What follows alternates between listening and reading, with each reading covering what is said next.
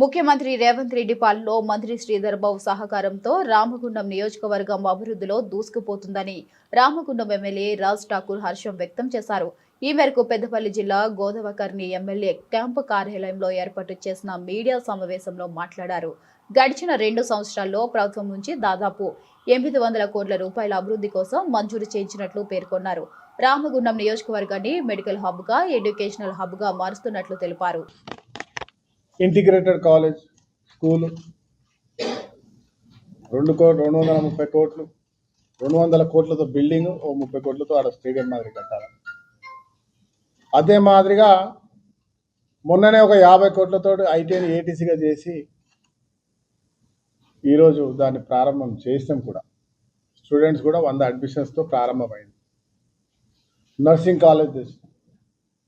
Medical college ప్రభుత్వం పోయిన హయాంలో అయితే దానికి సగం బడ్జెట్ వస్తే దాని తదిమాకు సంబంధించిన బడ్జెట్ అంతా ఇస్తూ ఇలా మెడికల్ హాస్పిటల్ని కూడా బ్రహ్మాండమైనటువంటి వసతితో కడతా ఉన్నాం. స్పెషల్ ఫండ్స్ మాకు సిఎస్ఆర్, దాంతో కొత్త బిల్డింగ్తో పాటు అడిషనల్గా ఇంకొక 200 కోట్లతో మార్చిని పైన 2 బిల్డింగ్ చేస్తూ ఆ రోడ్లు కూడా 80 ఫీట్ల వెడల్పుతో పెద్ద చేసే కార్యక్రమం చేస్తా ఉన్నాం. ఒక అద్భుతమైన మెడికల్ సెంటర్ హబ్గా రామగుండాన్ని తీర్చిదిద్దే ప్రయత్నం ఈరోజు జరుగుతా ఉంది. వీటితో పాటు కార్డియాక్ సెంటర్ అంటే క్యాత్ ల్యాబ్ అంటారు, 25 కోట్లతోటి పూర్తి నిర్మాణం పూర్తయింది. ఇంకా చివరి దశలో ఉంది. అది సింగరేణి హాస్పిటల్లో వెనుక వైపు ప్రాంతం నిర్మాణం పూర్తయింది. మిషనరీ వస్తుంది. తర్వాత దానికి ఒక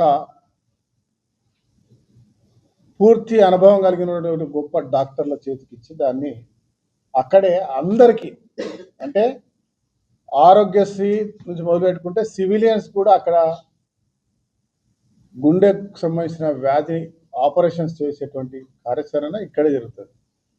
ఇప్పటి వరకు మనకు చాలా మంది కరీంనగర్కో, మంచిర్యాలకో, హైదరాబాద్ పోతూ అనేక మంది బంధువులను మనం చనిపోతూ చూసినాం. ఇక ముందు ఆ ప్రాబ్లం రాకుండా అన్ని రకాల వైద్య డాక్టర్లు, ఇవాళ సుమారుగా 400 మంది నర్సింగ్ స్టాఫ్తో, రోజు 2000 మంది అవుట్ పేషెంట్స్తో మన ప్రభుత్వ ఆసుపత్రి కాదు, దయచేసి మళ్ళీ మీ అందరూ చెప్తున్నారు, ఇట్స్ నాట్ ప్రభుత్వ ఆసుపత్రి, it's SIMS, Singareni institute of medical science, సిమ్స్గా పిలువబడుతుంది.